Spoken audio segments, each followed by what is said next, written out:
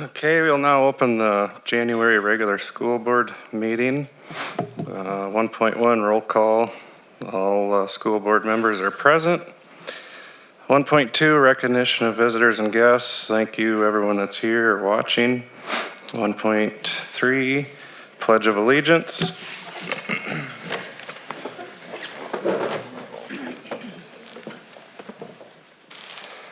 I pledge allegiance to the flag of the United States of America and to the republic for which it stands, one nation, under God, indivisible, with liberty and justice for all.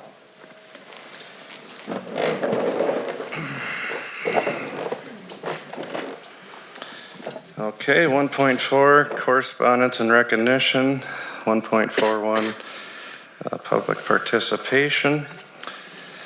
So at this time, we will move to public participation. Each speaker will have 3 minutes. Please note that this is an opportunity for the board to listen. The board and administration will not be responding to comments this evening. We ask that all remarks remain respectful and appropriate. If comments become inappropriate, disruptive, or violate board policy, the speaker's time will be stopped. Please state your name before beginning to speak. We do have 2 requests tonight, Jeanette Aguilera and Krista Van Noot. You guys may come up.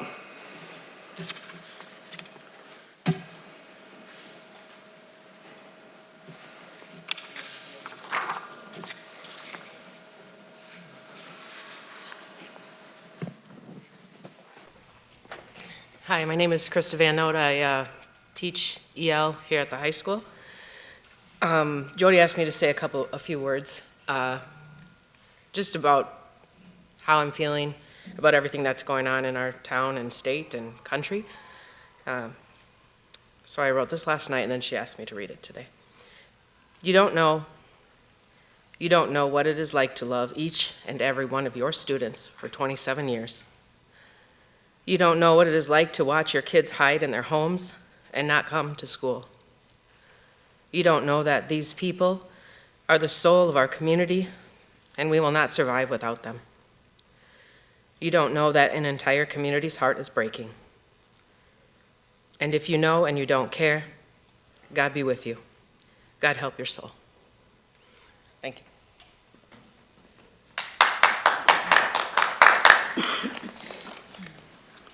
Okay, Jeanette.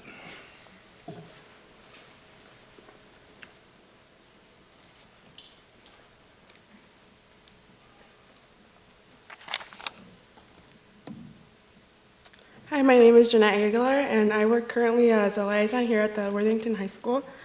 I just want to say first foremost that I appreciate the effort that the school and the board is doing. I think today's statement that was made towards the community, the parents, was very much needed. I feel like everybody was waiting for that, so I appreciate that as a parent and as a community member. Today I'm here to speak on behalf of myself as a daughter of immigrants, as a staff member, and today as a voice for our students and parents from our community. Whether you agree on what is going on or not, this is our reality and this is what is happening right now. Our students are scared, our parents are scared to send off their students, not knowing what dangers they face, or not knowing if they're going to be home when they return.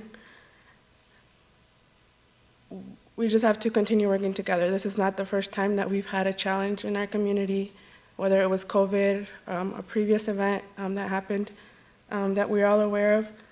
We have to continue to work together. This isn't about our political views or immigration or illegals. Our duty, the moment that we step into the school building, is to hold what is important to us, and that is the students. It's their education and their safety. So we have to put that all aside when we come here, and that is should be our priority. So I hope that we can continue implementing ways to help our students and support them, and the parents as well, because they're all entrusting their students with us. So I appreciate everybody's working together in the community.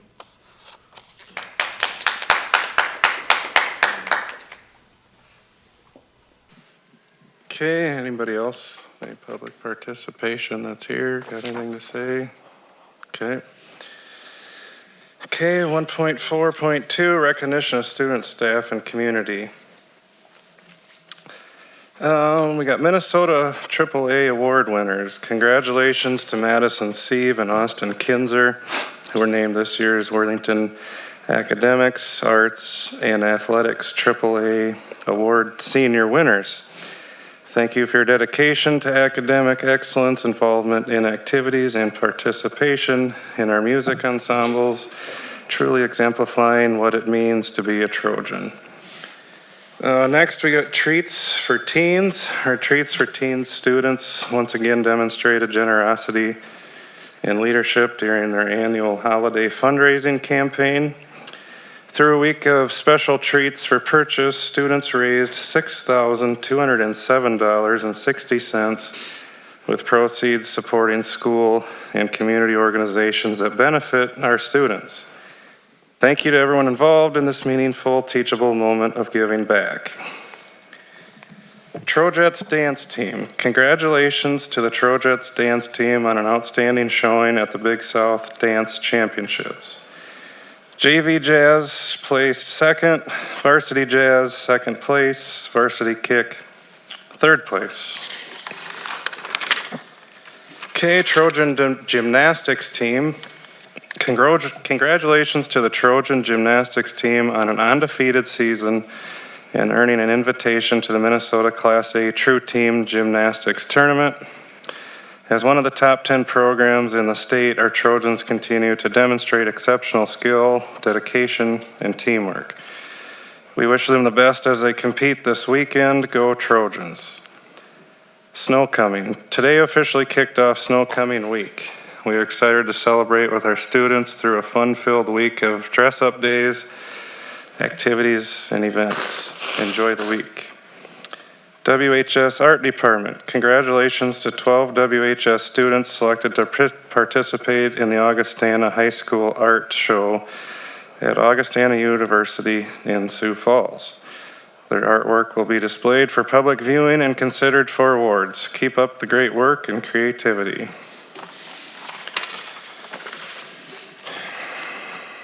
Okay, moving on, 2.0, approval of agenda. Do I have a motion to approve the consent and main agenda?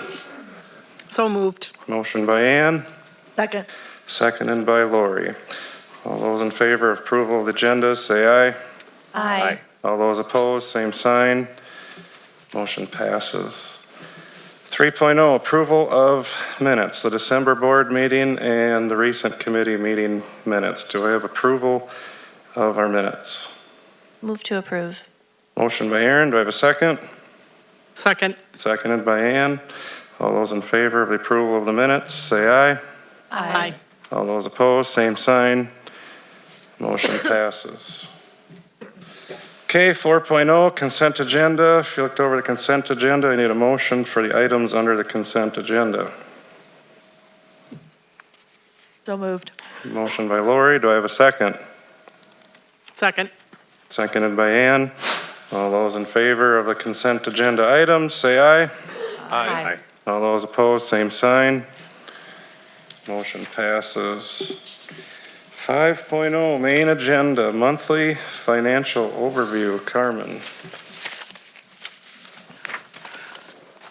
You guys have in front of you the revenue and expenditure guideline for the period ending December 31st of 2025. We are halfway through our budget year. If you look at our percentages, our total operating funds for revenue, very close to what it was last year. We're 43.85% of our budget compared to 43.01 last year. So we're right on track with our revenues. Expenditures are similar. We're 41.88% compared to 44.10%. So we're just running a little bit lower on expenditures, and some of that is just different times of the year when our expenditures are coming through. But both of them are on target compared to our budget, and we're still working on that budget revision, kind of finalizing some revenue numbers, and then still kind of waiting for those expenditures with salaries as we negotiate. So hopefully the next month or two we can have that presented for this current year and then start working on our next year budget. Questions for Carmen? Done. Okay, 5.2, Special Education Programming Review by Carol Potter. Welcome, Carol.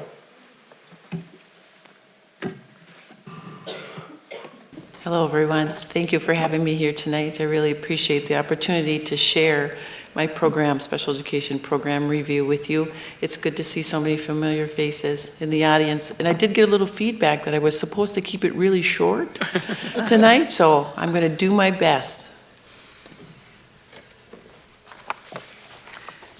Okay, the program review.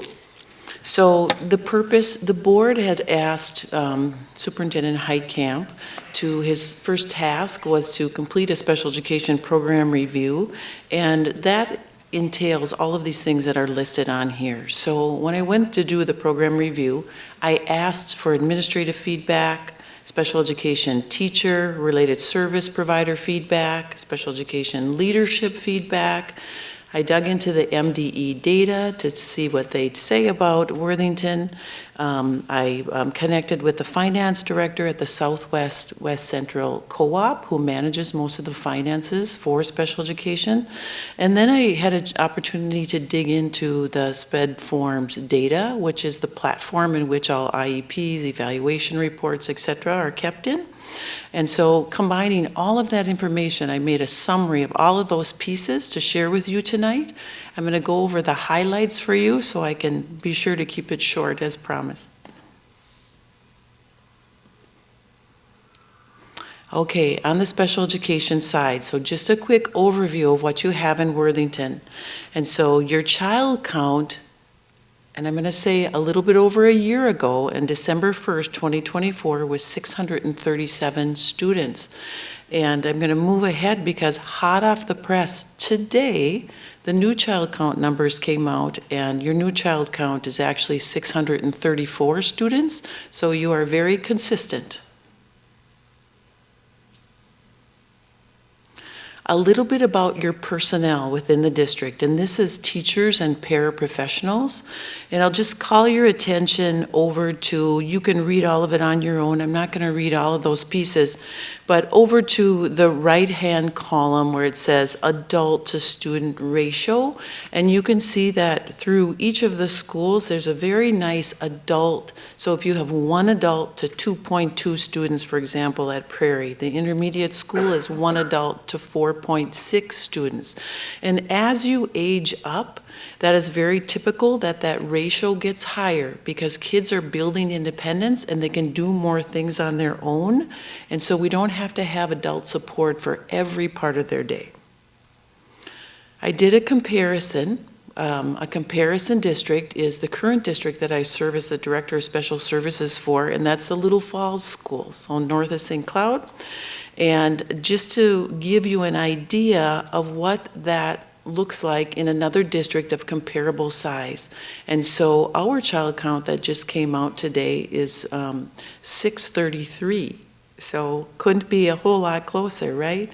And so in those ratios in the right-hand column, if you look at the second row, Lincoln, the K2 school, which would be the equivalent to Prairie, it's one adult to 2.7 is what we serve in Little Falls. So all of the numbers are very similar as you go down. And again, as you go down the right column, those percentages or those ratios should get bigger as kids are building their independence. Okay, related service providers, and these numbers will always look a little bit different depending on the role that the people serve across the district. And so this is Worthington's numbers, speech language pathologists, there's 5.75. If you look in the far right column, the total FTE.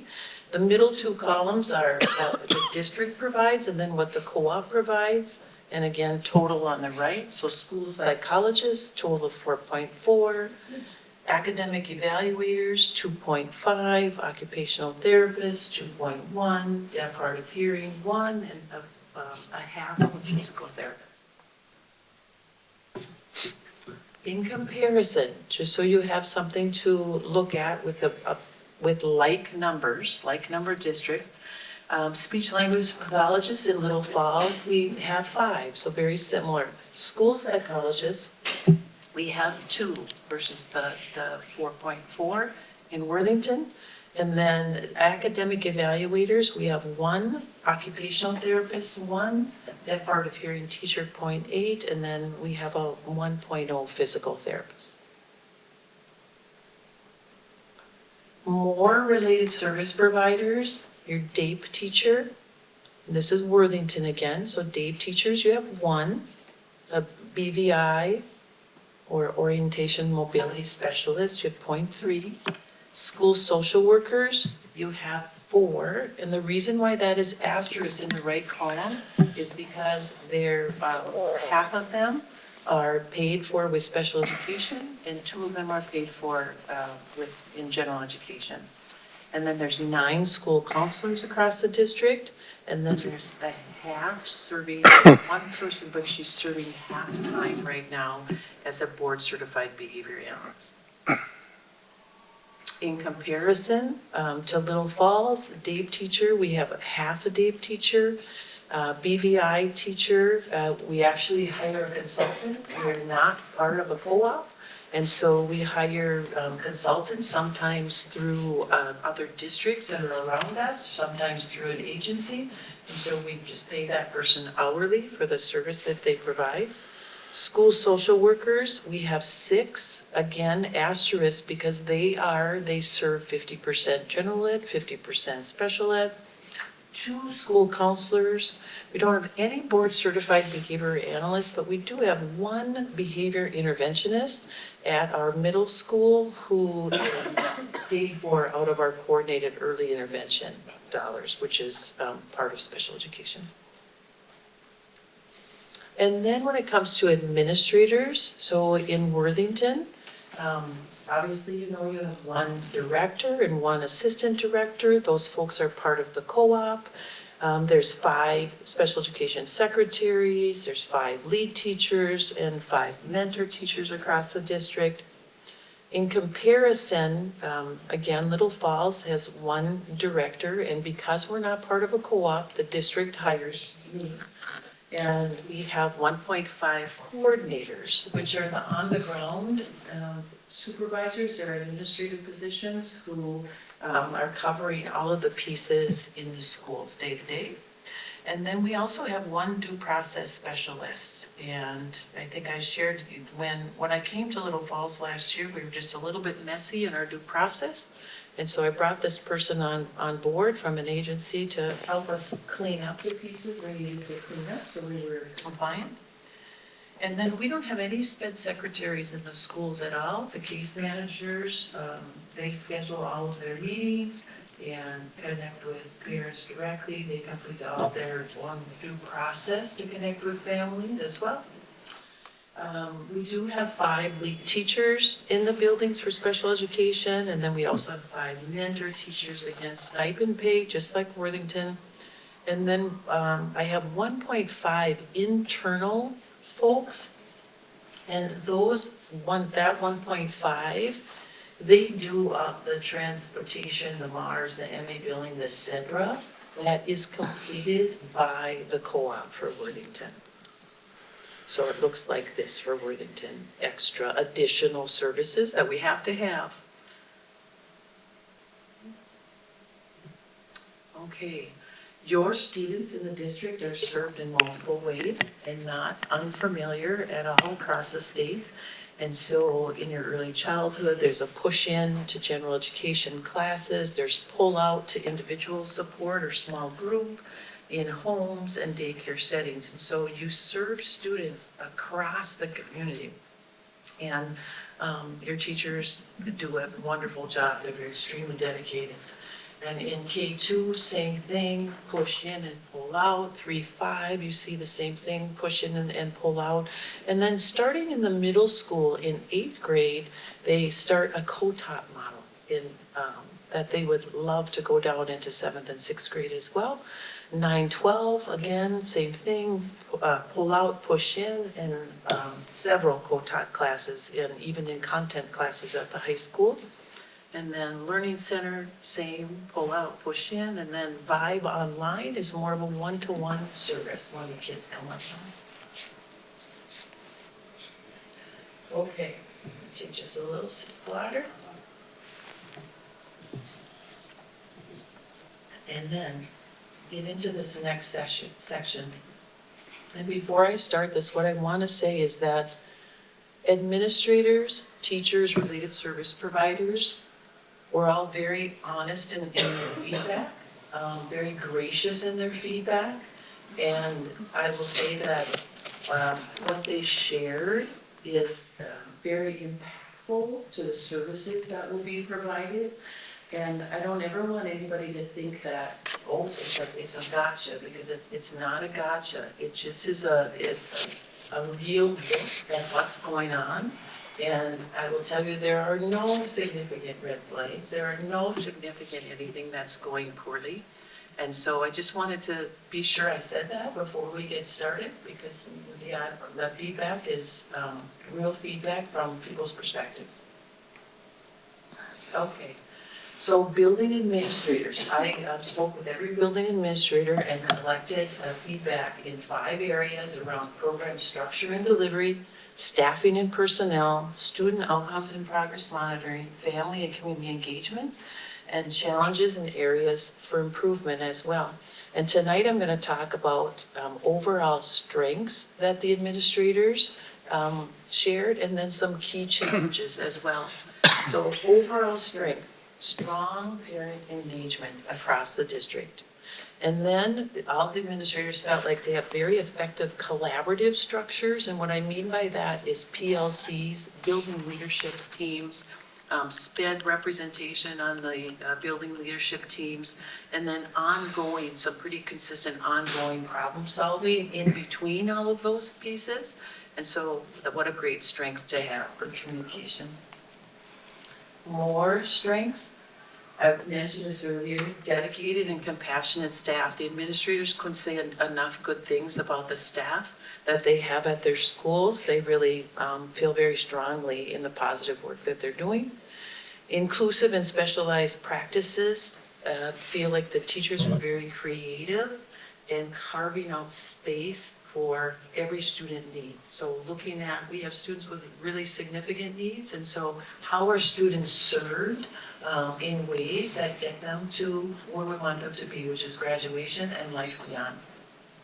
And then also the administrators gave some very positive feedback about strong paraprofessional teams in the buildings, and also the use of the SPED clerical staff. They felt like this was very efficient, so teachers could stay in instruction.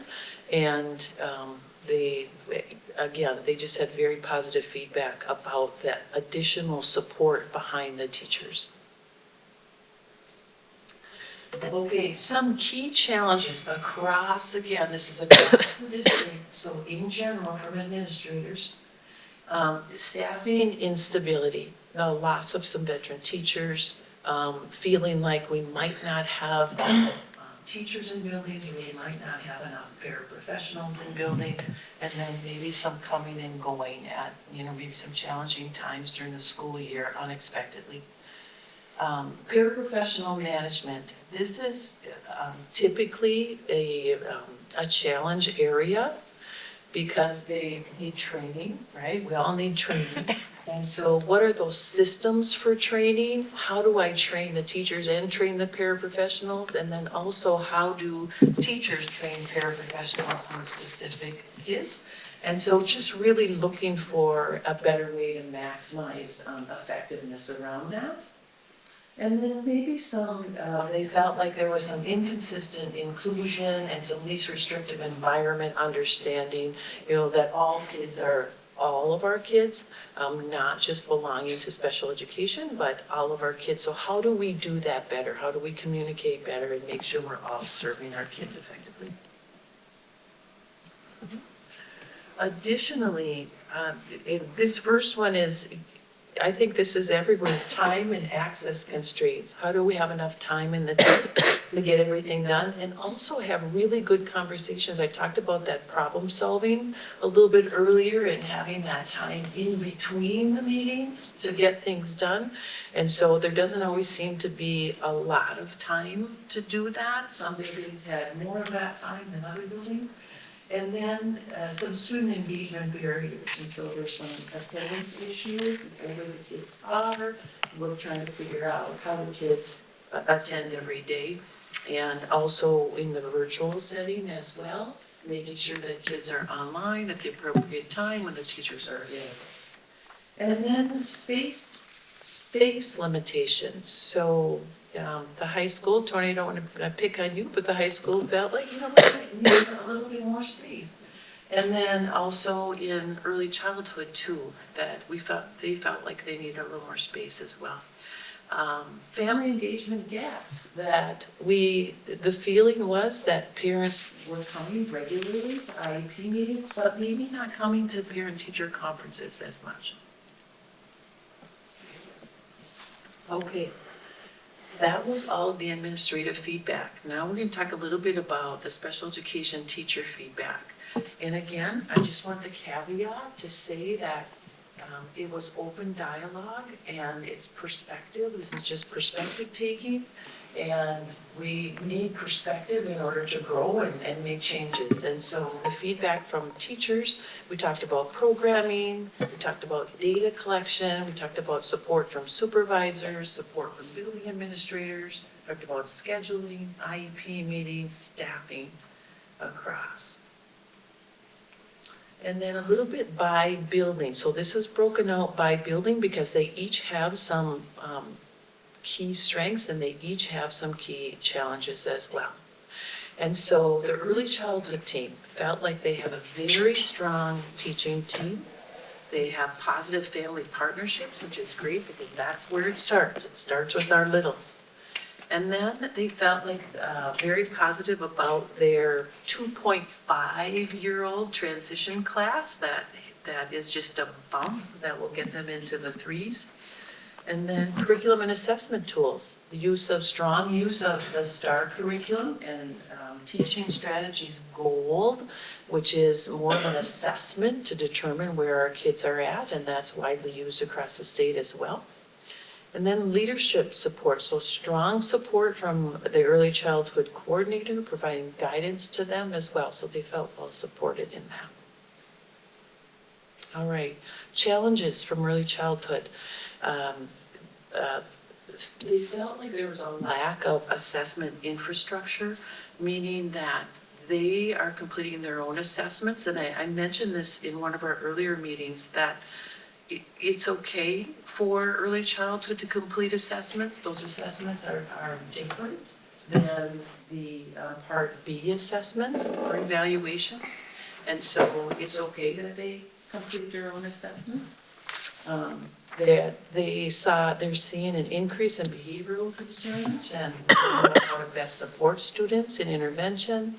I mentioned space, that they were looking for a little bit more instructional space that maybe wasn't shared with other teachers. And then curriculum limitation, insufficient access to a comprehensive range of curriculum tools and resources, so maybe looking at some new curriculum.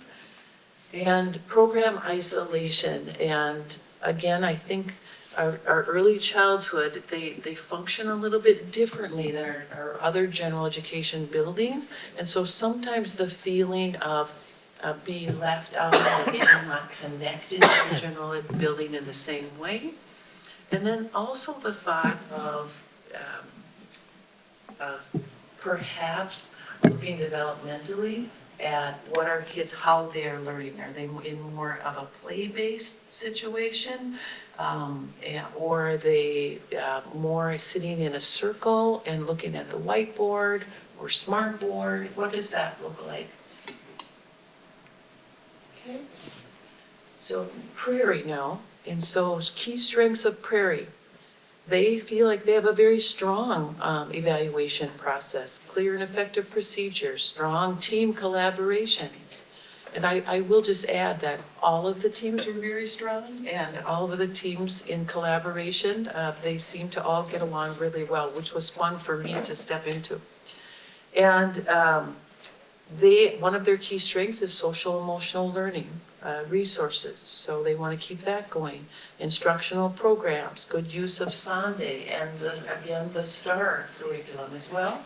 And then they also feel that they have very dedicated and highly effective SPED clerical support, and don't ever want to lose that support. Okay. Some challenges for Prairie is, again, staffing. So ongoing shortages of licensed and non-licensed staff. There's some behavioral support gaps, looking at how do we support kids if someone is called to a classroom, what does that look like? Who goes to support the student? Service delivery barriers. It's difficult to schedule services outside of the general education classroom because of the scheduling. So they really wanted to look at how could that be done differently. And I think it's valid, something to look at. We look at scheduling every year in special education. And then administrative support, feeling like administrators are being stretched across a really big building and programs. This was one item that I alluded to a little bit earlier. So special education teachers are being tasked to go out of their instructional time to go and support kids in a general education setting for behavior. And so there's just some there's some gaps. So when a special education teacher leaves their classroom, obviously those kids are missing instruction, and now what happens next? And so some thoughts about that, gotta look at that. And then again, the schedule. The schedule often drives programming instead of the needs of the kids driving programming. The intermediate school, great strengths of the intermediate school, strong administrative leadership, responsive district support, so special education. Jill, they're happy that you are supporting them effectively. Instructional practices, effective implementation, the Sunday program again. So lots of positives about the Sunday program and Sunday curriculum. It's great. Staff stability, stable. They feel very comfortable where they are with their staffing right now, and that they just feel like they have a high level of support. And then again, operational excellence, the SPED clerical, that's a key strength for them as well. So some key challenges for the intermediate school, feeling like they have high caseloads, wanting to look at that and how do we figure that out? And again, that comes with staffing, curriculum gaps that maybe we're not meeting all of our students' need with the current curriculum. Limited teacher support structures, so how do we coach, especially new teachers, and not only new teachers, but teachers that might be on an out-of-field placement license or a tier 1 teacher just coming into the field and maybe hasn't been in a classroom before. How do we support those folks effectively?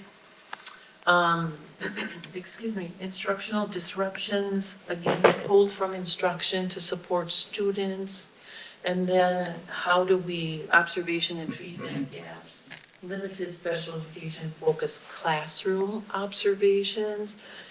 So the teachers were really asking for more feedback. Come and visit my classroom, come and see what we're doing, and so I can do my job better. Middle school. So middle school key strengths. They have evidence-based interventions. It's a Read 180 and the Math 180. They're very excited about that and feel like they have good data to support that students are growing.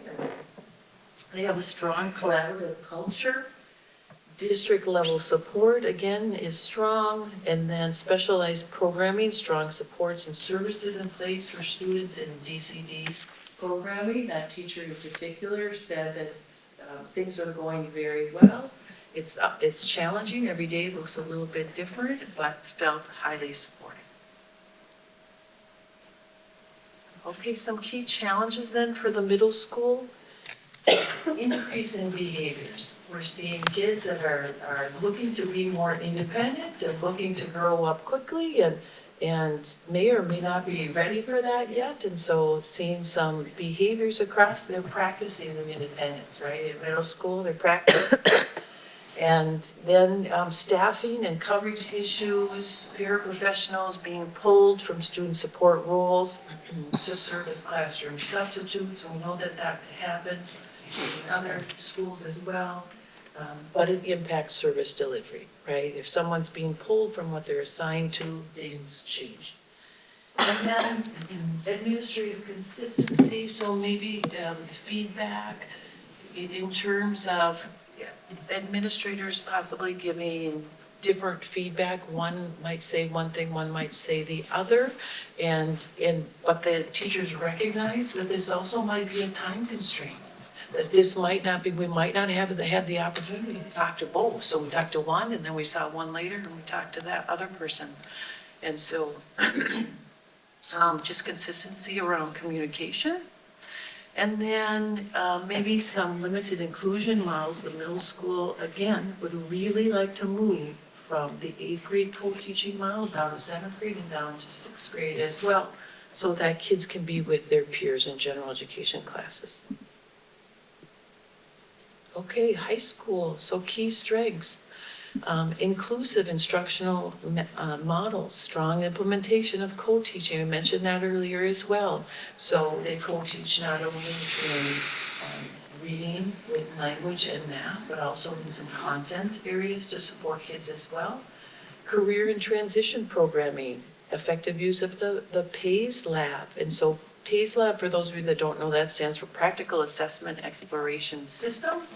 And so it is a really nice lab in which kids can practice skills in 5 different career areas. And they start at ground zero. And I'll give a good example. So if you want to be an electrician, they start with, are you able to put wires, two wires together with a cap? And then the next skill that they would master maybe is hooking those wires then to a small light bulb. Can I get that light bulb to hook up? And then the skills just keep getting more difficult and more difficult. And when a student finishes those 5 skills, for example, then they go on to another set of skills. It's a very nice way for kids who have no idea what they want to do to just try a whole bunch of different things. And all of a sudden they land on something and say, hey, I'm really good at these puzzles. I never knew I was good at these puzzles, but it's something that I'm interested in. So that's a wonderful opportunity. And then again, academic interventions, the consistent use of the Math 180 and the Read 180. Instructional leadership. The team is very happy that the building principal has a special education background and can understand those instructional pieces as well. Okay, some key challenges for the high school. Again, staffing constraints. What does that look like? Are we fully staffed? And the high school probably has the lowest number of teachers across, but they may have the highest number of students that they serve. So you have to be really creative in figuring that out. And then the caseloads become high. So I'm spending more time as a teacher completing to process paperwork than maybe what I would like to be spending in instruction and problem solving with kids. Program capacity, co-taught classes, they're really high. There's high numbers of special education students in those classes. You know, I think best practice is about 1/3 of special education students in a co-taught class. You might want to look at that. Service delivery reductions. They feel strongly about their work-based learning opportunities, and they don't want to see that go away. They want to keep those work-based learning opportunities going. And then because the staffing is lower, then when staffing is lower, then we have to adjust, right? So then we have other people doing maybe some assignments that they hadn't done before. And when that happens, then our procedures change as well. And so as long as those procedures are all communicated And we're working to do things in a common way. It all works out well, but again, that communication ranks right up there. And in particular, the high school teachers wanted to talk about, or did talk about, the formal process for waiving evaluations. When do we make that choice that we waive an evaluation for a student? And there were some scheduling and compensation issues, summer scheduling, when teachers are scheduling the master schedule. We'd like to have that finished in the spring, and then it continues to get worked on over the summer, and then in the fall, in August, those final schedules need to go out. And so there's a lot of time, because special education schedules, when you go on classes in the middle school and the high school, you can schedule those to make sure kids are in the appropriate classes where they can get the appropriate support. Okay, the Learning Center. The Learning Center key strengths: small class sizes, flexible scheduling, strong administrative support, which goes hand in hand if you have small classes, right? You get the opportunity to be in support of teachers more. Work-based learning growth. They want to increase their work-based learning as well and feel they have strong opportunities to do so. Positive student outcomes. The student success rates are going up. Excuse me 1 minute.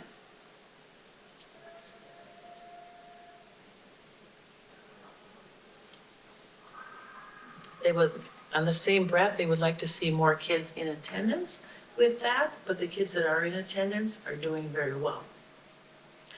Another key strength for the Learning Center is high mental health support, strong collaboration with the social worker and Greater Minnesota Mental Health, enhances student well-being, and then adaptive instructional staff. So again, that flexibility, and I saw this across all buildings, that the teachers said, yes, we're here for the students, and so we want to be as flexible as we can, but we want to understand the role that we're being asked to do in addition to our typical role. We just want to make sure that we're catching it because we want to support students effectively. Some key challenges then for the Learning Center: high caseload there. It's just one special education teacher, so it's a little bit higher caseload. It's a little bit different though, because students are coming in moving, so that caseload just fluctuates consistently. Limited paraprofessional support at the Learning Center, maybe some late identification of students that are at risk, that looking at the potential of, can we identify kids who are credit deficient a little earlier, and then again, the attendance concerns. Okay, moving on to the Special Education Evaluation Team, the SEAT team. So feedback was provided in the following 4 areas: program structure and delivery, staffing and personnel, student outcomes and progress monitoring, and family and community engagement. Okay. So on the SEAT team, you have school psychologists, you have your academic evaluators, and then there's one speech language pathologist who also does only evaluation for the district. And so your school psychologists complete the cognitive or intellectual assessments for kids, social emotional rating scales, adaptive rating scales, autism rating scales, and then they also are completing FBAs this school year. Again, a little bit of a role shift, because there was the behavior analyst had to shift into more of a case management role, and then so it shifted the FBAs again, and that's what we do in special education. Okay, then the academic specialist then does all of the academics assessments for reading, math, and written language. Transition provides the medical updates, and then the background information is part of the evaluation. Very collaborative team. So just a little bit of summary over our data summary over 5 years. And I'm not going to read all of this to you, but as the years get higher, we're completing more evaluation, and that's consistent across the state. And so if you look in the very right column, this past school year, the number of initial assessments, the number of re-evals, those are the evaluations that are being completed. And the waived evaluations are the ones where parents make the decision that at this time, that it is not, we don't need to have a new evaluation to determine if the student continues to qualify for special education. So adding all those three things together, you get 380. And then, so they shared that their key strengths are, they feel like they have a very efficient referral process. And I think that they do, they shared the process, and so I think that they do have a very strong, efficient process. And then they also feel like they are very highly skilled staff. They know their role, they demonstrate expertise, and lots of professionalism with that. Some challenges with the special education assessment team. Limited problem-solving structures, absence of a formal problem-solving team at the high school perhaps to talk about early intervention. There's some intervention gaps that they would like to see filled, and these folks will be the ones who can spot those gaps because they are in all schools and looking at evaluating all students that come forward, and so they would be able to help identify the gaps that exist. And then the feeling of they feel challenged by the reduced clerical support that they have had this last year, and they would like some process clarity. Again, school psychologists, those are the folks that, they're into the details, and so very much they want the process and the procedures in place and making sure everybody knows what that is. And then high volumes of referrals, feeling like that number is, that 380 is high, but remember again, there was a good portion in there that was waived. And then maybe there's some over-identification too, feeling like we have kids in the early grades that maybe are being identified for special education, and we should possibly be looking to see if it's a language issue first. Okay, the other related service provider team that I talked with is a speech-language pathologist.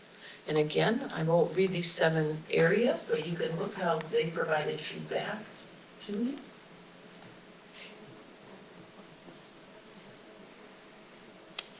Okay, key strengths for the speech-language pathologist team. And so they too feel like they have very consistent evaluation practices. Again, they have one SLP who does all of the initial evaluations for these folks.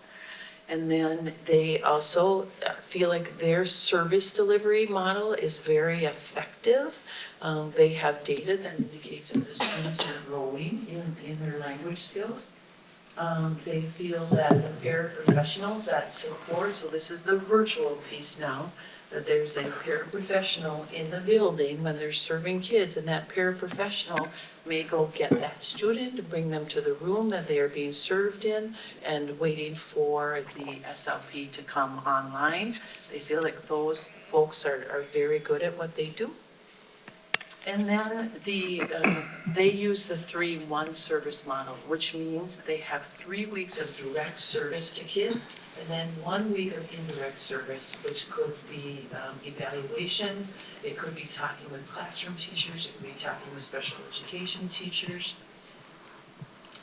Professional learning. They have, they're very excited about the ongoing professional development with a website, speechpathology.com, and that is a highly recommended area or website for learning for speech pathologists.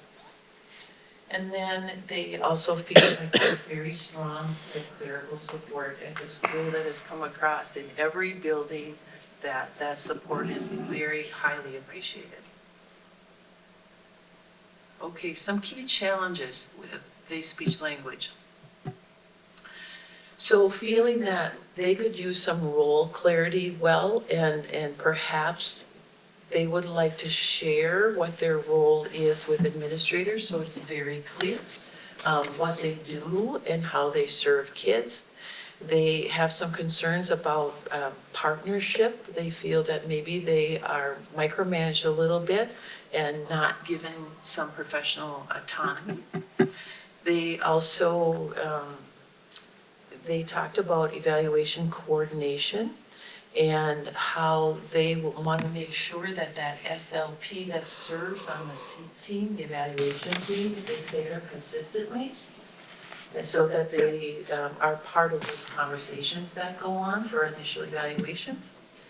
And then they also feel that there is some scheduling constraints because when they don't want to take kids out of content core instruction. And so it's always a big matrix when you can, figure out the schedule and when you can serve particular kids. And maybe I can get someone in 4th grade, but I can't get them in 3rd grade because they have math going on. So it's always this balance of figuring out the schedule. And they said one of their challenges is, especially for those that serve in a virtual format on this team, that they said that they have fewer opportunities to build the partnerships and the relationships with school staff. And the last one, high caseloads. They felt like the SLP caseloads were high. Okay, this is just a guide that I created to compare the best fit model is what I call it. And so looking at what is the question was being asked, is the 3-1 model the best model for the SLPs? Is the 4-1 weekly model, which is 4 days direct, 1 day of that indirect service, or is it 5 days direct? What is the best? And I think it really depends on the kids that you serve. And so the 3-1 model, it is a more of an inexpensive model because for a whole week, we're not serving kids directly, so it's a more expensive model. But I think that SLPs feel like they can get all of the additional pieces done. They can get their MA billing completed, they can get any reevaluations completed and see kids. And so it's something that I know that a team of you will look at to make sure that there is a best fit. Okay, due process review. This was really fun.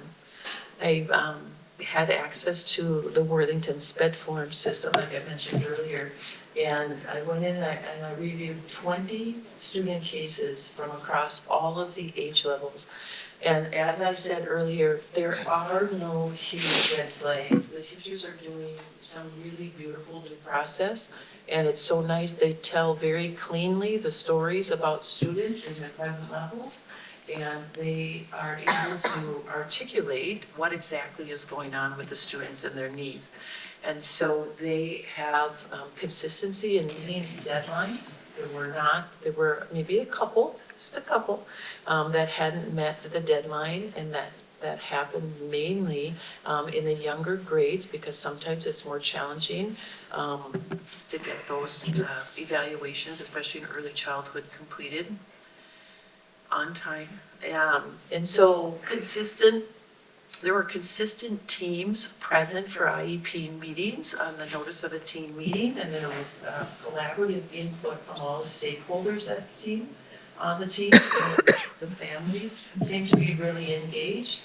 And I would say that the evaluations were quite strong. Okay. Some challenges now in due process, and again, this is not out of the realm of anything that I haven't seen before. And so there's a significant amount of paraprofessional supports without goals to build independence. So I always like to have, when I'm having a student with one-to-one support, for example, those adults that we looked at in one of the early slides, that I make sure that we're building goals. So what does that look like then to build independence? And we know exactly in a student's day, maybe we're using a paraprofessional matrix to determine exactly when they need support. And so we don't want to assume that a student can't walk from their classroom to the cafeteria let's try it. Let's see if they can do it. And then we may not have to have that adult right by them, or maybe it's just in, minimal assist in eye shot range. And so that was one thing that I noted. And then goals don't always have a baseline, so the student is going from this, they're able to do this right now, to we want to get them here. And that is a best practice, but I will say that every district trains around that just a little bit differently. But if you were to ask MDE, they would probably say, oh yeah, we should probably know where they're coming from. We got to have that baseline and where we want them to go. Objectives. So objectives were often stacked without end dates, and I'll tell you what I mean by stacked. And so if we are looking to have a student complete a task,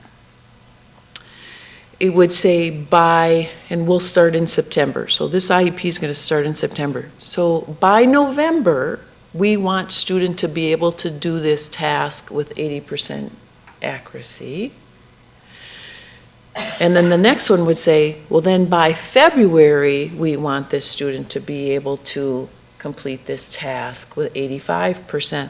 What was happening is that there weren't always end dates. There weren't, not by November, not by February, and there weren't always the percentage in order to complete them. So something to look at. Meetings don't always include an EL teacher, even when the student has been identified as dual identified, an English learner and a special education student. So we want to make sure that that EL teacher is invited. And then the related services teams, they could just benefit from developing common service methods. And so it was some different kinds of minutes. Some put them as a week, some put them in a month, some put them in a year. And so what does that look like for consistency across the district? But overall, again, I'll say it again, due process really looks good. Okay, so some recommendations then for next steps. So the first one, it would be nice if the district could develop a decision-making model for the district, not just for special education, but for the district that could be used in special education. And so teams would know who the stakeholders are for any particular meeting or any particular when you're gathering feedback. So whenever people are together, how are we going to make the decision about what we're doing, who gets to make the decision, and what is the input level? So if I go to a meeting, I want to know, am I just providing feedback? Am I just a listener in this meeting? Do I get to make the decision about what we do next? So it's just nice to have a decision-making model so everybody is on the same page and delivering. Everybody has a common understanding of what's going to happen at the meeting. And then develop that SPED administrative team. So what does that look like? Is it a director and an assistant director? Is that a director and coordinators? What are the needs? And so I would just say, you just need to look at what responsibilities do you want those folks to do? So if you want them to be superintendent of Heitkamp, do you want them to be on your cabinet giving feedback from a special education lens? Do you want them to be completing evaluations for teachers that they are overseeing and providing some supervision to? Just determine what are those roles, and then who are they going to report to? That'll be key, because they'll need to know what information to provide to the cabinet, for example. And then developing those communication avenues with all teams. And so how often do I meet with the related services team? If I'm the director, do I meet monthly with them? Do I meet weekly with them? What is that, quarterly? Just so everybody is consistent on that meeting, and that we all can make the commitment to be there to move the work forward. It's really important. And that it really does wonders for communication and building team. And then continue partnership with building administration, so that sometimes what happens, and I know this happens in Little Falls, that I may give one direction to a special education teacher from a special education lens, but the principal might give another direction from their building lens. And so it just takes a lot of collaboration, and maybe information can be shared around procedures at administrative meetings that you are on the same page. And what I do is I often provide, I just did one last week, for example, on administrative designees. So we have some new deans and a couple of new principals.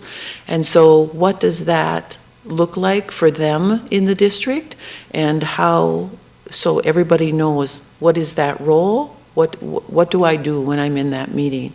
And so it's a really nice opportunity just to make sure that we're all clear.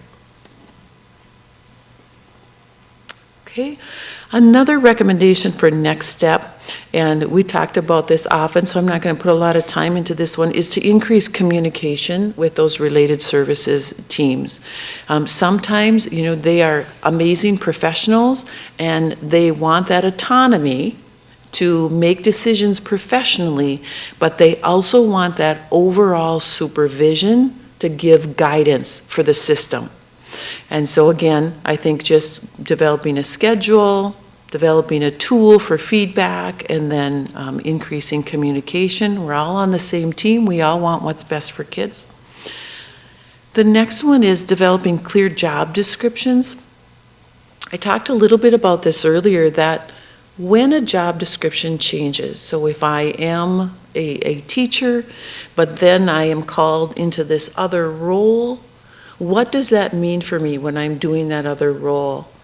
And what is my flexibility? What are my boundaries for completing that other role? It just needs to be very clear, and again, falls under that communication piece. And I would recommend too, holding at least annual feedback sessions. It was such a great opportunity to meet with your teachers, and they're very smart and they have really good feedback. And so I recommend doing it annually to just, hey, what are we thinking about? What are our goals for this year? What do we all want to do that's in common?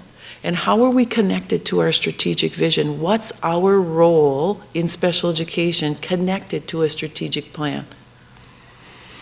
And then evaluate staff growth in a meaningful way. So, and what I mean by that is just simply do it regularly and provide impactful feedback for them that is more than just, you're really good at your job. But why am I really good at my job? What do I do that impacts student growth? And so tell me about that, because I want to know. I want to know what I'm doing well for the system. Continue to grow your own. You have a really good process in place right now. This year, I feel like it was an anomaly for Worthington, being short-staffed, and it sounds like there's some teachers in the pipeline coming forward. You just hired one this week, it sounds like. And so continue to be mindful of that, and maybe develop some kind of a workload so that we know how many teachers are going to be in the building and what is that fair number to have in a building to serve kids as well.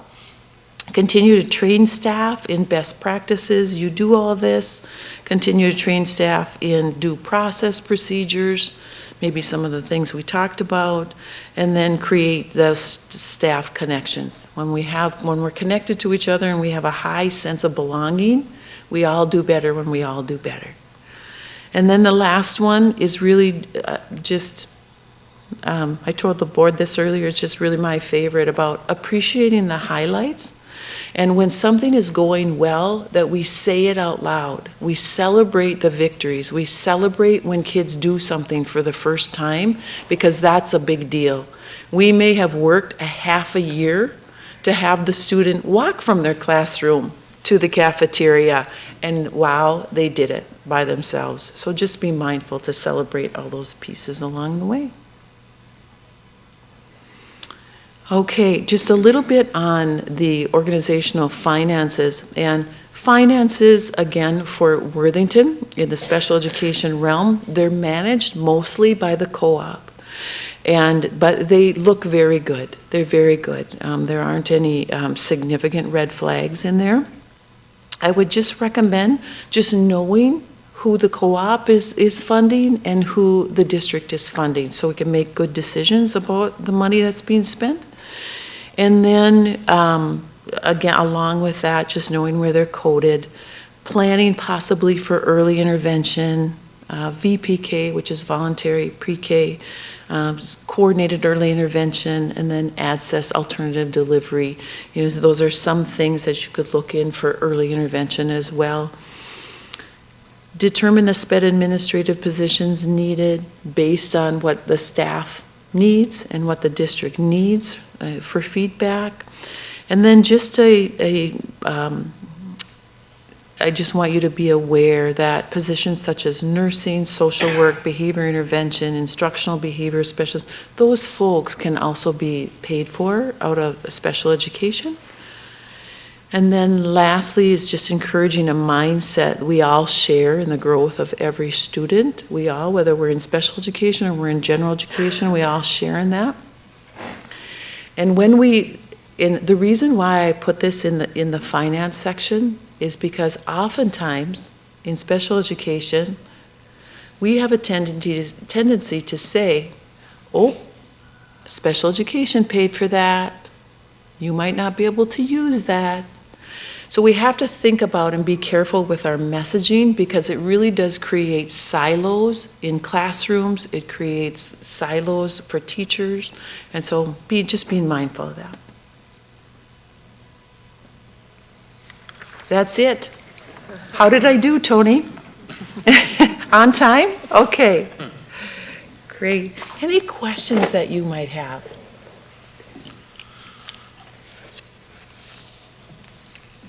Guys have anything for Carol? I have one question. You mentioned that staffing instability is one of our challenges.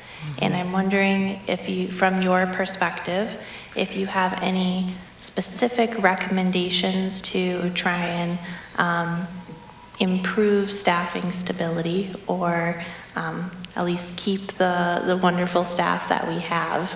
What recommendations that you mentioned do you think particularly hit home that point?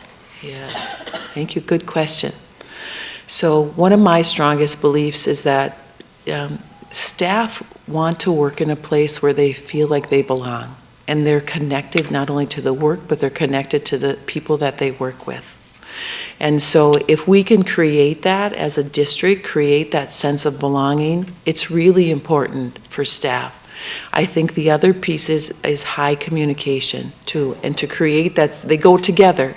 And so to create that sense of belonging, I have to be in high communication all the time. And I have to be letting people know what they do really well. And I would say giving the professionals the autonomy to make decisions, but letting them know where that decision level is. Yep, I'll let you decide if that student qualifies for special education. Yeah, you're the professional. You go ahead and make that decision. And so when people have that sense that they're making a difference and they're connected, that's my best advice on that one, for sure. Thank you. Mm-hmm. Anyone else? I have a question. Okay. You spoke a lot about, in your feedback gathering, about people wanting more clarity and a more systematic approaches and things. What is the best practice or your opinion of where that needs to be implemented, at what level and by whom? Mm-hmm. Yeah. Ooh, that's a really good question too. Thank you. So I do believe that it starts with the superintendent, right? The superintendent sets the tone for how we communicate and how we make decisions, and then that just trickles down through the system. So then we go to our administrators. How do our administrators learn to make decisions, and where is their feedback for teachers as well? So I think it is just, it's key that starts at the very beginning, and you have a wonderful superintendent to start that process.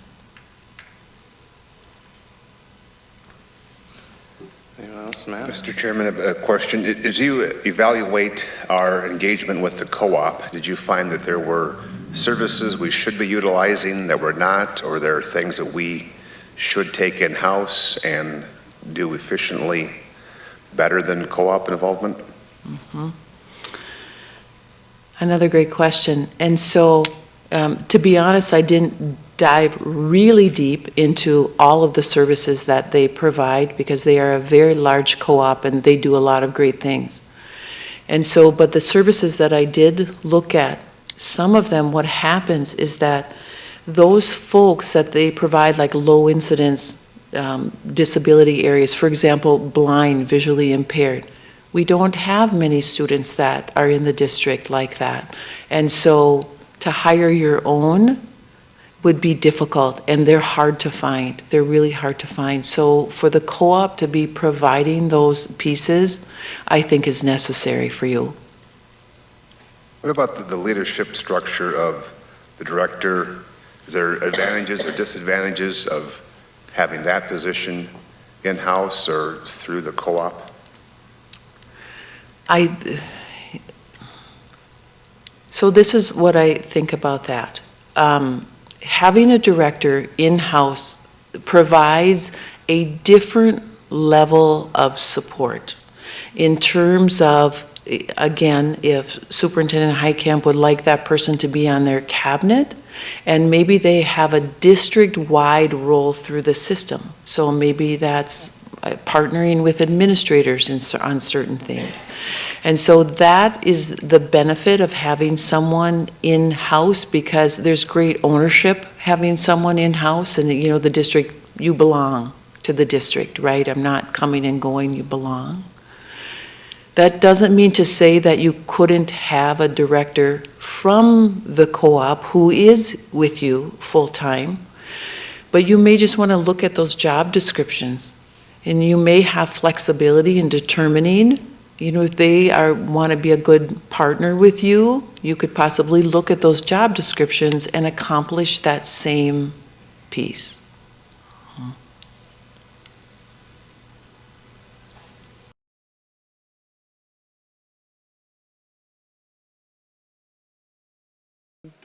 Joel, do you have? Yeah, if I could just say thank you to Carol for the work that you've done over the course of the last, it's been almost 6 months. If I remember, I was sitting in that corner on a June evening when the board made the decision to do it, and I was sitting on my porch on a Sunday morning and texted Carol and said, who might you know that would be able to do this work for us? And so I appreciate you stepping up and being a part of it. And, you know, I also wanted to just give a shout out to our whole special ed team for their engagement through the process. Carol said over and over again how much she enjoyed our time here. And then just also want to acknowledge our special ed team as well, knowing that it's been a challenging year with a interim director who isn't here all the time, and Jill's been running all over, stretched really thin, so I appreciate her work as well. And so just wanted the opportunity to call that out here this evening. So thank you again. And just for clarity, the full presentation I think was close to 80 slides. And so it's got more information that wasn't shared, but will be really, really valuable as we move into a new director and continue to build strong programs for kids. Thank you. One last, Mr. Chairman, Mr. Question. What about the, maybe you didn't dive into this, but questions to our parents and the families and their feeling about programming, and is there value in doing surveys to gauge how they consider we're doing? I did not survey families about how they feel services are going. However, there was strong feedback around parent engagement and parents showing up at school for conferences and for IEP meetings. The older that the student became, the less engaged that they were maybe for parent-teacher conferences, but they were still showing up for IEP meetings, which is fantastic. And that's not always an easy task for parents to come into a situation in which they may not speak English or have limited English, and then the use of an interpreter as well. And so I applaud the number of families that you have engaged in the process. It's wonderful. Mm-hmm. More? Darla, Ann, Lori? It will be uploaded to the district website at some point, the presentation. Yeah, we can do that. Okay, thank you. Eric, Aaron? Good. Okay, thanks, Carol. Thanks again, Carol. Okay, moving on. 5.3, approve the second and the final reading of policy 606, textbooks and instructional materials, 306, Administrator Code of Ethics, 417, chemical use and abuse, and 712, video recording other than on buses. Joel? Yeah, so 4 policies coming back for a second and final read. These all went through committee 2 times as well. 606, 306, and 712 are all legislative or minor updates through MSBA. Just did want to call out with a little bit more depth that 417, again, just as a reminder, is a full adoption of the current MSBA policy. In reviewing our current policy with the recommendations that MSBA had sent, there were such great differences, and it looked like there had been a little bit of a gap in updating that it would be our recommendation as an administrative team that we just adopt the full 417 draft from MSBA and get back on track with that. So both went through committee without any recommendations further and other than approval. Do I have a motion to approve the 4 policies listed? So moved. Motion by Ann, do I have a second? Second. Seconded by Lori. Is there any further discussion? All those in favor of the motion say aye. Aye. All those opposed? Motion passes. Okay, 5.4, approve a memorandum of understanding with Education Minnesota Worthington for the 2026-27 school year. Joel? Yeah, so just calling out quickly to board members that there was a slight typo on the agenda, so it is for next year. It should say 2026, 2027 on the year. Again, this MOU went through both committee. Through our negotiation process with EMW, one of the pieces that we had talked about was the opportunity of a calendar flex day, allowing teaching staff to have one day throughout the school calendar year that they could place really anywhere that they would desire to do the work that they need to do at a given time. And so, for example, that day could come on June 2nd, for example, for this year, if we had it in place, because they needed an extra day to wrap up the year. Or it could be the Saturday before workshop week if they needed an extra day to feel ready to come back and do some of that learning. Or it could truly be on a Saturday in the middle of the year, or we've even talked about chunking it up into pieces, knowing that a given day is about 8 hours. And so we're looking for final board approval to move that into language that we can use and put into place into the calendar that I will present next. And we did talk at both committees, again, just as a reminder, that our building administrators would have some oversight of this.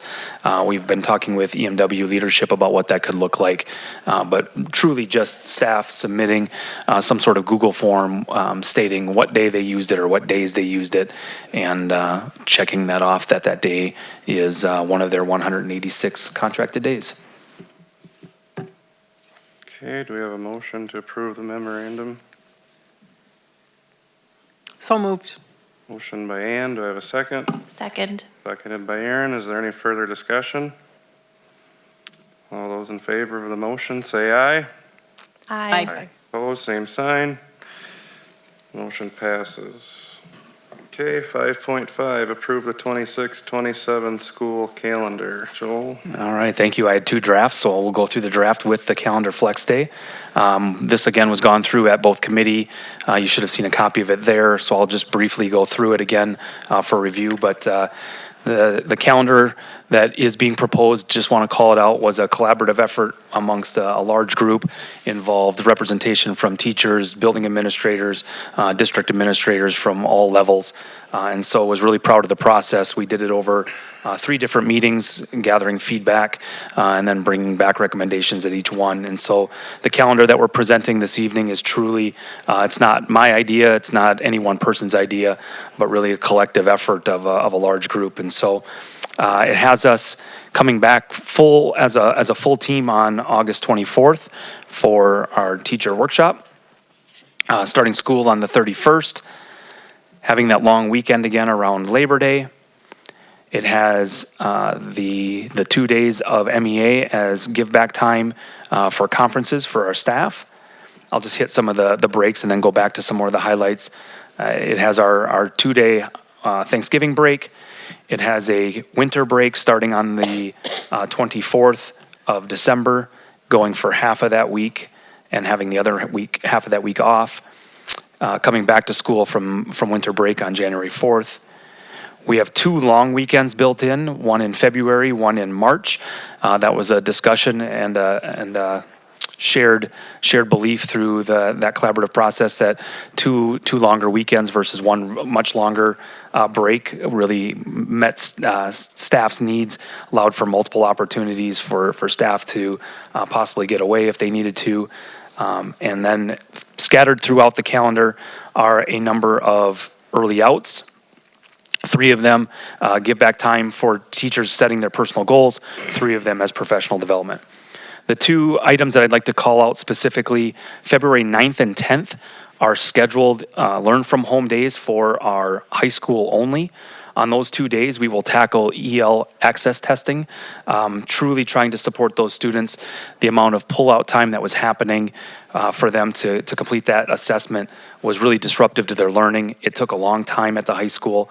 This is a practice that's happening in other districts throughout the state, and so the EL team, the high school team, truly felt like this would be a benefit for kids to have them come in the building, really focus on that assessment, get it done for most of them in 2 days.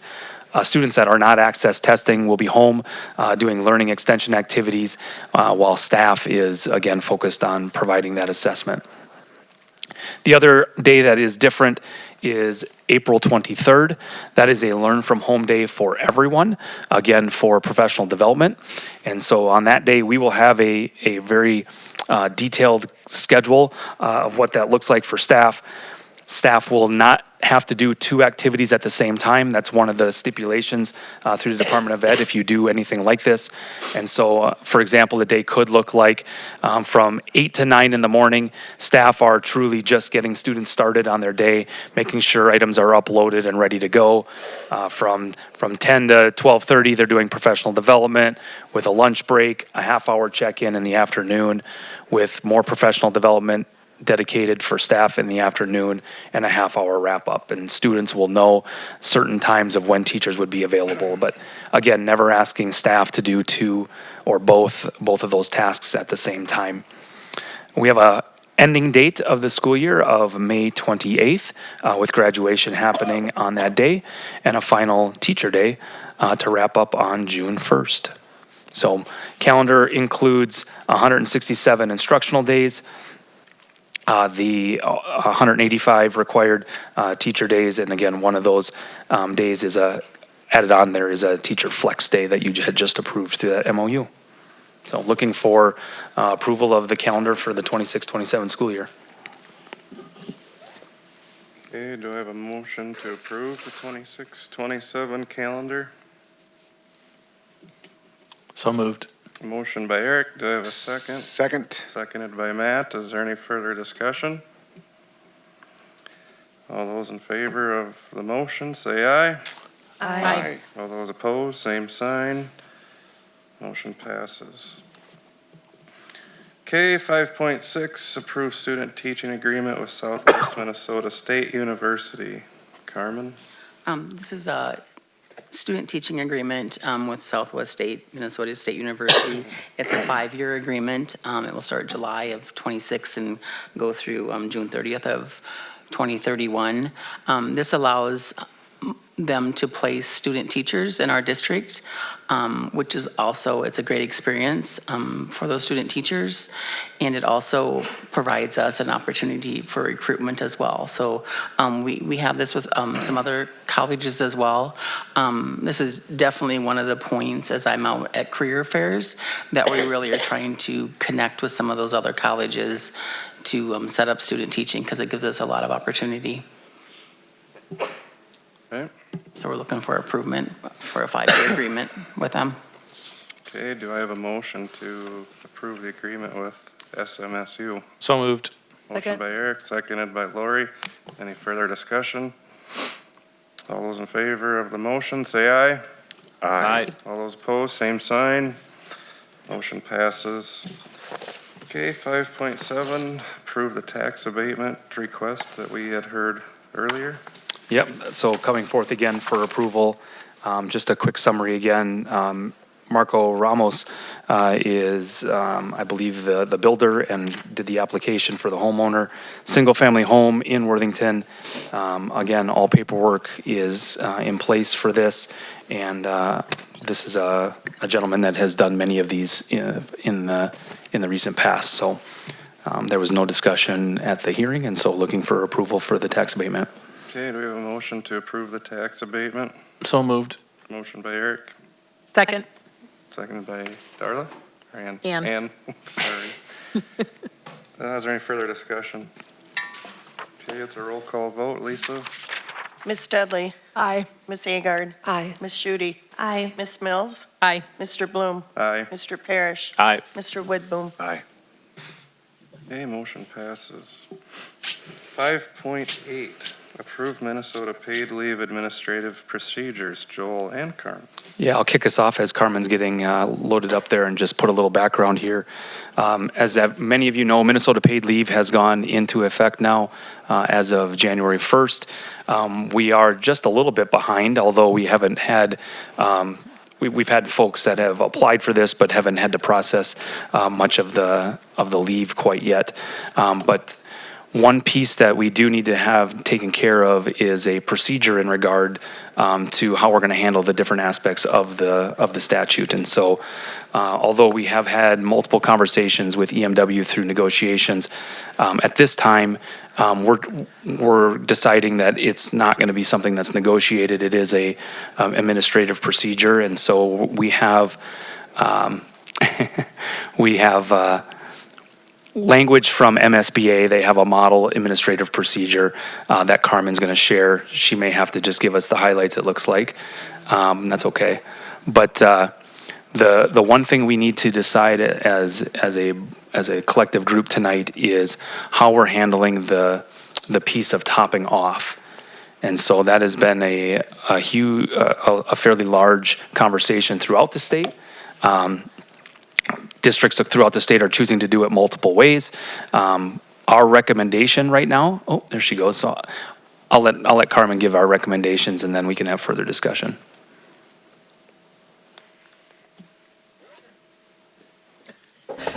There we go. So this is just to explain how ISD 518 will implement the Minnesota paid leave that started January 1st of 2026. The overview of the Minnesota paid leave, to clarify the statutory requirements versus employer discretion, ISD 518 implementation and review of the plan. Effective January 1st, 2026, it provides, Minnesota leave provides partial wage replacement. It does not require the employer to have a wage contribution, and that is in the statute. ISD 518 will provide paid leave through its approved equivalent plan administered by Madison National Life Insurance. Employees apply through that carrier. The district will work and coordinate the absences as they apply to that in the application process. Local staffing reality, and this is kind of where we get into the conversation of why right now we're not recommending that we would top off Minnesota paid leave. There's an ongoing substitute shortage in our district, increased absences strain operations, and it has a direct impact on the instructional continuity for our students. State law does not require top-off wage. Any decision to supplement wages is a discretionary employer choice made by the school board. The board has the authority to determine whether wage supplementation is offered. A conservative approach reduces compliance and fiscal financial risk. For 2026, administration is recommending no district paid top-off. Employees will still receive paid leave benefits through the equivalent plan. So they can apply, so they actually have choices. They can apply for the Minnesota paid leave. They can just choose not to do that and just use their sick leave balances that they have for the leave, and then get full pay because they'll get their full percentage of sick leave. Part of this is, it depends, and we actually I think we already have maybe 8 or 9 that have applied to the system. Some of them have conversations. There's pros and cons, right? There's some effects on their TRA if they take the paid leave. So as we sit down and explain that to them, some of them are just choosing to just use their leave for the time frame of their medical, if it's maternity or if it's just a medical situation. It's a choice that they get to make. This is temporary data-driven approach. What we would like to recommend is for 2026, we implement with no top-off during the 2026 calendar year. We'll monitor absences, the cost and compliance, and then for 2027, we would bring back a formal review to the board with some more data. Part of this, as this law is just coming into place, as we had saw also with the Earn Safe and Sick, there's a lot of changes that happen in that first year, and even legislatively, they might make some changes and recommendations. DEED is the one that is monitoring this and coming down, trying to basically have the legal opinion of what that statute means. And as we saw with Earn Safe and Sick, there were changes based on, as cases came forward, what some of that changed. So things that we would analyze in the review would be the leave usage and absence cost. We would review Minnesota DEED guidance and carrier updates, assess workforce and operational impacts, and return to the board for recommendations. So what we're asking the board to do is approve the Minnesota paid leave implementation for calendar year 2026 with no district top-off, and direct administration to return in 2027 for review. Okay, questions for Carmen?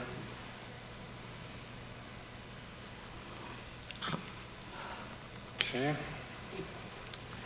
We need a motion then to approve administrative procedures without the top off, correct? Do I have a motion? So move. Motion by Matt, do I have a second? Second. Seconded by Lori. Is there any further discussion? All those in favor of the motion, say aye. Aye. All those opposed, same sign. Motion passes. Okay, 5.9, approve to declare surplus property. We've got 3 different sets of items here to put on surplus here. We've got some teach textbooks that are out of date. We've got some old robotics kits that have been replaced, and then we've got a significantly old CNC router that no longer works and they no longer make parts for. So I believe it's 18 years old, and so if anybody's got parts laying around, it might be something good for you. But at this time, we're looking to declare those items as surplus. And I did share, I believe, at one of the committees that Josh and I are working to determine how we can offload some of these surplus items. Right now, they're currently being stored in a shed over by the middle school that is quite full. And so we're looking at options of how we can, offer those up to the community, get some money back for the district, and then anything that doesn't sell can be discarded. You don't agree with the bonfire on Friday? No, I don't think so. Okay. Okay, do we need a motion to approve the surplus property? So moved. Motion by Ann, do I have a second? Darla? Seconded by Darla. Any further discussion? Okay, all those in favor of the motion, say aye. Aye. Opposed, same sign. Motion passes. Okay, 5.10, staffing process information. Carmen.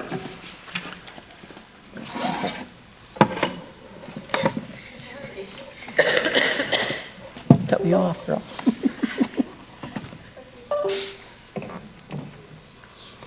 So last month, we had approved that resolution, and I know there were some questions on that, so we just wanted to come back and maybe explain the staffing process for the district, and some of this is new for ISD 518. We've had different processes on staffing and kind of how we're going to approach it going forward. So why is staffing matters to the board? It's one of our largest investments in the general fund. Our salaries are a big part of our general fund spending. It has a direct impact on our student learning, and it's also governed by a Minnesota statute.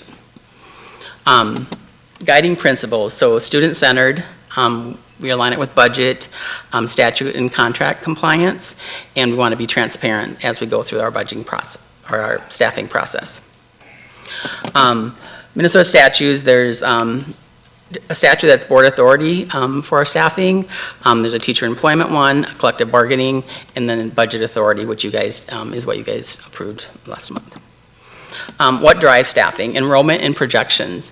And as we're looking at enrollment, and that's actually something that Ryan's working on now when we're talking about budgeting, what those enrollment numbers look like and what the projections look like. So, you know, we always have our history, our data, history of enrollment, and then we have to project going forward. And we do those projections for you guys and present those to you throughout the year.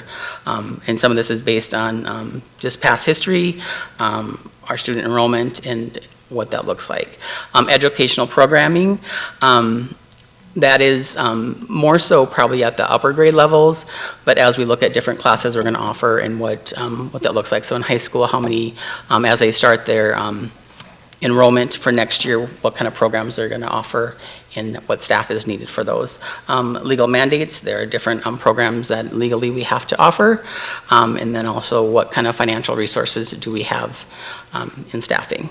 And some of that, which Carol had mentioned, some staffing is special ed, some of it is compensatory dollars, there's title funding, so there's different funding sources that we use in our staffing. And that also drives what staffing we can do. If there's cuts in some of those programs, then we have to relook at some of the staffing in those.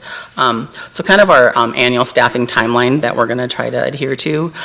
In the winter, projections and budgets, which we're currently working on right now. Spring, we're going to be looking at staffing models. As we go through the process with they're doing registrations for next year. We're looking at what kind of staffing those needs are, what our student enrollment is going to be. We'll kind of go through each building, break it down, and then see what our staffing numbers are. And this is staffing, all staffing, right? It's not just teachers, it's teachers, paras, you know, clerical, all aspects of our district and what staffing needs are out there. And then May would be when our contracts are issued. So returning teachers, we issue contracts then. In openings, we would post our openings in the spring, early spring. As we know, teachers are leaving or retiring. We get those posted, and then over the summer is kind of when we kind of get some more clarity in our numbers and we do some adjustments.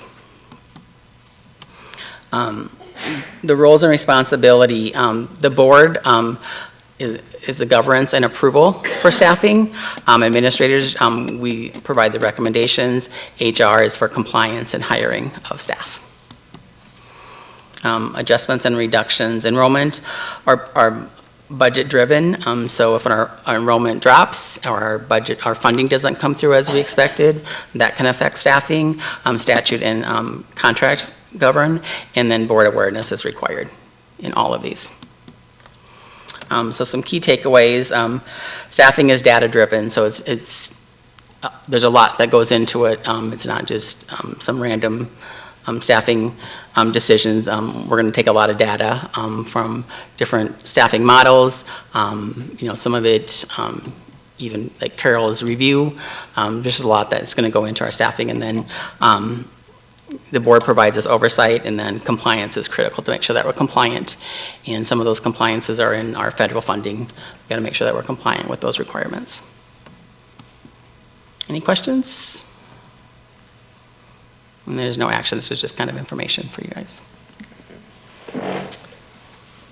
I have a question.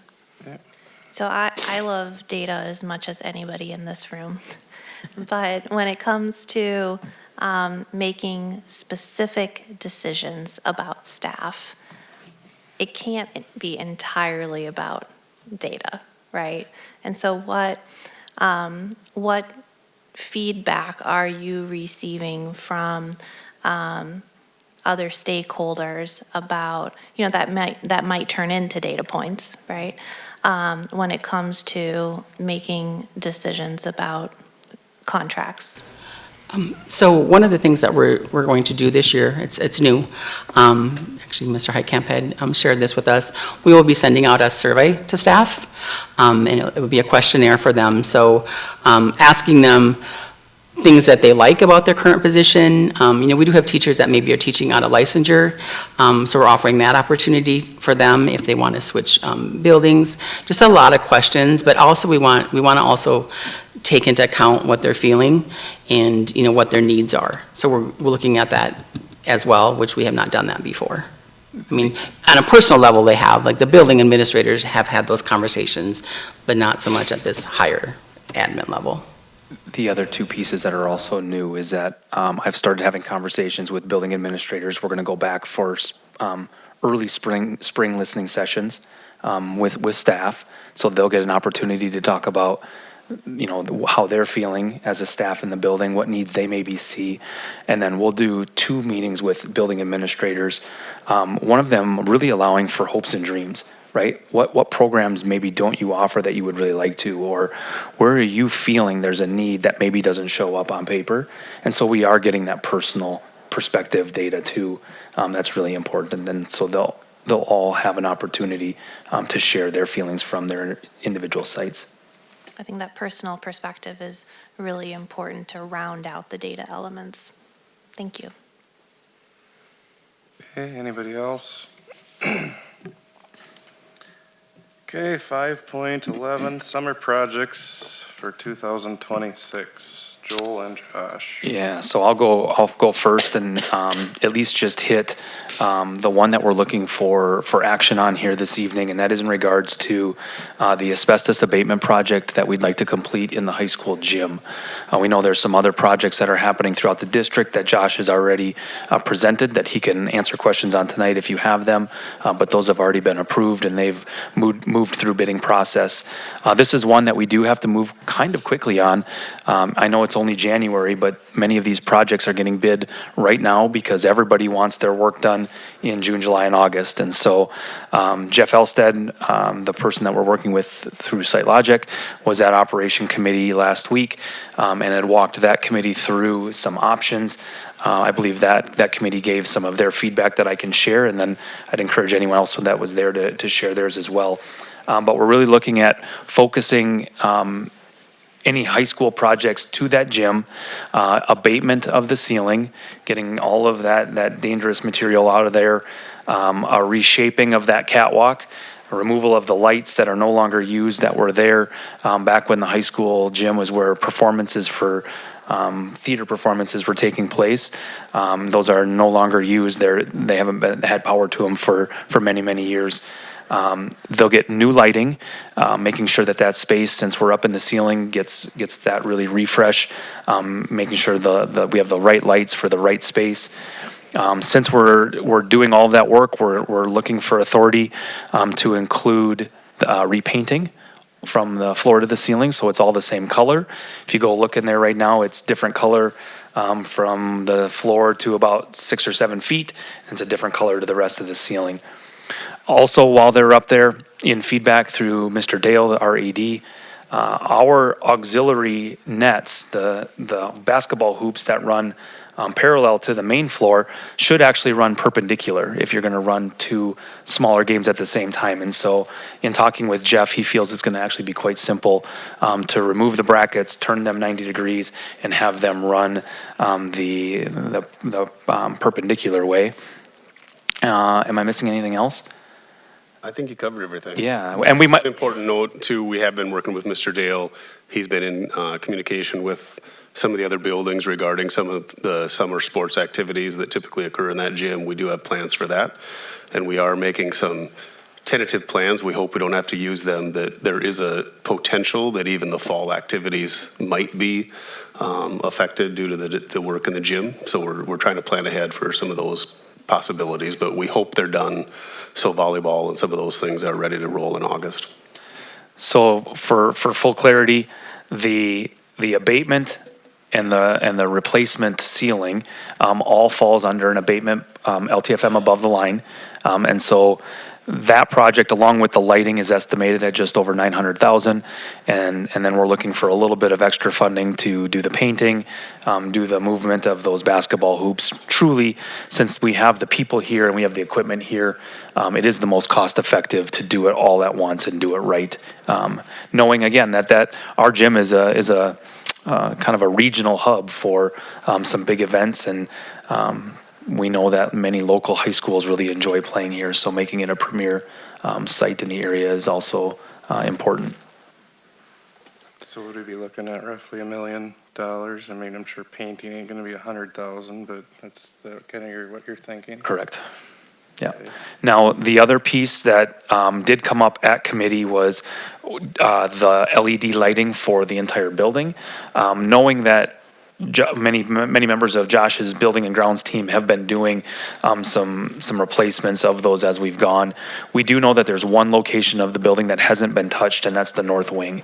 And so the question is do we want to have them, while they're doing the lights in the gym, do a retrofit of the north wing and have that done, or do we want to pause on that, really focus on the gym, and do a more of an audit of the whole district, knowing that our team really does know if a light goes bad, we can replace it on our own, put the new lights that meet the law. Jeff did verify for me yesterday that regardless of how we want to do it, if we decide to do the north wing now and then do a larger project later, that wing can join into the energy savings plan that he presented. It doesn't all have to happen at the same time, or we could wait and do it all at once if and when we choose to. So. Do you have a rough cost on that? I do. A complete retrofit, their estimate is between $500,000 and $600,000 for the building. So if we were to do the lighting, we'd be looking at about 1.6. Yeah, knowing that about $1 million is in an above the line bond. Okay. Yep. Now, say we do run into scheduling conflicts. If they don't, where would we use? Would we use intermediate? Would we use Minnesota West? Say that again. The backup plan if the gym isn't done in time for fall sports. So if it came down to actual varsity games, Mr. Dale is working with Minnesota West, so we have a competitive spot. In terms of practices, we have access at the intermediate building, and then Prairie's not having summer school because of the roofing project there, but the gym space technically could be used for practices during the summertime. Yeah. But games would be at the college. Okay. Is this then the last asbestos in the district? Is the gym there or I finished? believe so. Through their assessment, it sounds like this is it. what's left. Yeah. Thank you. So are we gonna ear tag in the motion a certain dollar amount or I'm looking for scope of project. the project? Yeah. Okay. Any other questions? Joel, could you talk a little bit about the energy savings plan and how that works with funding the light retrofitting projects? Yeah, so the way it was presented at committee is essentially for the lighting project. As a district, we front the payment for that project. It then enrolls into the energy savings project as well. And you get kind of two parts. You get your instant rebates from Minnesota Public Utilities, through the electrical companies. We would get an instant rebate. And then over time, you're going to see those savings. The estimate from SiteLogic that they had presented is that it would take about 15 years to see all of those funds back into the district. So if we did the whole district, the dollar amount I think for everything on their plan was about 2.6 to do it all, right? That includes the gym ceiling. Their estimate is that we'd see that back in a 15-year time period. It was one of the comments at committee was, do we have greater needs to put those funds into right now, knowing that we are taking care of some of the issues on our own as we're going? And do we do the gym project now, give ourselves more time to look at full scope of all of our needs moving forward? And so. Okay. So I guess the first motion I would ask for is the high school gym improvements on its own, if you guys agree with that. Can we have two, we should be able to have two separate motions? Sure. If you guys want to do the lighting, I'll be honest, I don't, but. And there doesn't need to be a motion. Administrative recommendation right now would be to focus on the high school gym, get that project taken care of, do a full audit. The lighting team from SiteLogic still hasn't been here to do the full, so, right, they're making their estimates based on the initial walkthrough. And so our recommendation would be to approve the high school gym project as presented, giving ourselves some more time to continue to look at further projects down the line. Mr. Your Chairman, recommend- move to approve the high school gymnasium project as presented. Okay, we got a motion by Matt. Do I have a second? Second. Seconded by Ann. Is there any further discussion? Mr. Chairman, a question, clarification. This will include the lighting improvements in the gymnasium? In the gymnasium, yes. Correct. Yes. As a whole. Okay. That was my question, Oh, too. okay. Also, just a comment that the gym is also used for performing arts, still music, so acoustic. Absolutely. An assessment of the acoustic on the ceiling would be. Yeah, I'm sorry I didn't bring that up. So we asked them to do that. Okay. The material that they're proposing to use is absolutely meant for taking all that into account. And so Jeff can provide more detail of what that is. That's kind of over my scope, but we did ask him to keep that in mind with the replacement product. Thank you. Yeah. Not to get our hopes up, but he thought the material he had found would come in slightly less than the budget he proposed. So cross our fingers. Yeah. Maybe we'll save some money. But yeah, he's looking at that. I don't know if he has a gym that they use it in that we could get a reference from. Did we ask about that? No, but I can ask. Okay. Thank you. Okay, we have a motion and a second. All those in favor of the motion, say aye. Aye. All those opposed, same sign. Motion passes. If it's okay, Mr. Bloom, I'd like to just put it here that we would like to propose a second work session in the early part of March to talk projects 2027, because those will come quickly into the summer and early fall next year. And so wondering if we could set a work session 2 weeks prior to the March meeting just to talk projects for 2027.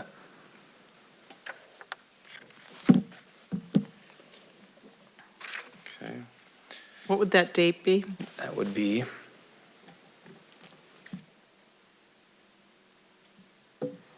Third. Be the Yep. 3rd? March 3rd. March 3rd? The Tuesday, right? It's a Tuesday. Does March 3rd work for everybody at this point in time? To set a What? date for a work session?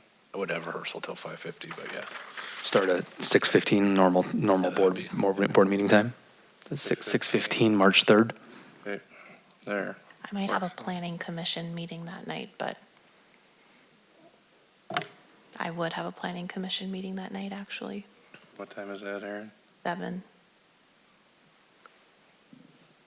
Is there another night that week that works for anybody? Could we do the second? That's a Monday night. Second work? I'd rather go later in the week. Mr. Chairman, could we have some just dates emailed to us and we, Yeah, that's fine. Go that Email us process, some please. dates and we'll just send them back. thank you. Fine. Okay. Okay. Additional question on just to clarify, because we discussed a committee, other projects for the summer, but we didn't really act on those, but they're still on the queue to be completed? For this summer? Yes, That would be the softball light. the lesser projects, but do they need any formal approval now? We'll or- use currently allocated funds to take care of the softball light, the light issue where they're leaning. We're going to fix those to make them safer. And then you've already acted on the prairie roof. Talked about some of the water issue here and some drift issues. They're still investigating water issues here. They're pretty confident they're probably not going to dive too deep into that right away. They need to investigate more. Yep. Thank you. Okay. Moving on, 6.0 reports, superintendent's report. All right, I'll try to keep it brief here as this meeting's gone long, but lots going on throughout the district, many things that are taking lots of energy and capacity for all of us. I did want to take a brief moment just to share one thing that maybe people don't know a lot about, and that is a comprehensive needs assessment, or a CNA, that many members of the district have been engaged in throughout the fall and the winter. The work we've been doing has been focused on carefully analyzing and building analyzing district and building level data, engaging in discussion around the effectiveness of our current district and building specific initiatives, and identifying strengths and areas for growth across our system. These conversations have been intentional, reflective, and grounded in a commitment and a desire to improve outcomes for students. As this phase of the CNA process continues, the work will soon transition into examining our sites and staffing, as Carmen shared tonight. This will be an important step in ensuring our structures and staffing models are responsive, sustainable, and aligned with district priorities. I want to just say that I'm grateful for the commitment shown by our building principals, our coordinators, and other district administration. They've definitely leaned into this work with focus, openness, and a willingness to challenge assumptions and serve as continuous improvement. This CNA process will directly inform the next phase of our work, which is strategic planning for the district as a whole. During that phase, we'll intentionally broaden our engagement to include additional staff perspectives as well as community members, ensuring that our strategic direction reflects shared ownership and diverse input. So much more to come, but proud of the work we've done so far. Okay, good, Joel. I'm good. Instructional committee. Anybody other than myself that was there? Everything's been covered. Okay, we're good there. Operations committee, do you have anything to add? I don't believe so, Mr. Chairman. Okay, good there. Other reports? Anyone else have anything else? Just, so Darla and Ann and I, along with Joel, attended MSBA last Thursday and Friday. I find that to be a very valuable experience, and I attended many sessions, as I know my colleagues did. Some interesting things about AI, strategic planning, attendance, student achievement, etc. I did attend the legislative session and extend an invitation to all of you to our day at the Capitol is on March 8th. It's a Monday. Okay, I guess I'm gonna add something. Matt, you had asked earlier about when we had the special ed report, and I promise I won't take a bunch of time, but you had asked about parent input. So being a parent of a special ed student, I am gonna tell you that not having a director this year has been the best year that I've seen our daughter with improvement. So I mean, I see Jill here. I think that speaks volumes of what you've done with this team, just being the assistant, working with an intern. I mean, in the intermediate school staff that my daughter works with, they've just been really super. She's always happy after school. She's excited to go to school. Where previous years there was not as good of coordination. She would be excited one day, not excited the other. When the van pulls up this year in the driveway, she's always ready to go, and she runs away from me. So that didn't happen before. So I want to thank all of you. Jill, you've done a great job. Other staff, Michelle's here. I know there's others, but no, thank you. As a parent, I think that we're headed in the right direction, and we'll do a good job. Okay, so other business, adjust regular board time, talking with Joel. Didn't sound like we were too interested in that at this time, is that correct? Let's just leave it and we'll revisit it maybe this summer. Next would be negotiations update. Sure, I can provide just a brief one. We've met, I believe, maybe just one time since our last meeting. We've got 2 more meetings on the agenda, one of them happening later on this week on Friday. In our last session, we've really narrowed language down to, I believe, 4 items. So we're real close on that. We've got 2 MOUs we're working through. I think we can can finish those up here quickly. And at this point, we are total package 0.5% apart. So hopeful that we can meet some common ground here real soon and wrap this up for everyone. Okay, anybody from the negotiating committee got anything to say? Okay, we covered the work session. Did we send in dates? Okay, future business, anybody have anything? If not, I'll take a motion to adjourn. So moved. Motion by Darla. Second. Do I have a second? Second by Lori. All those in favor, say aye. Aye. Aye. Motion passes. Adjourned.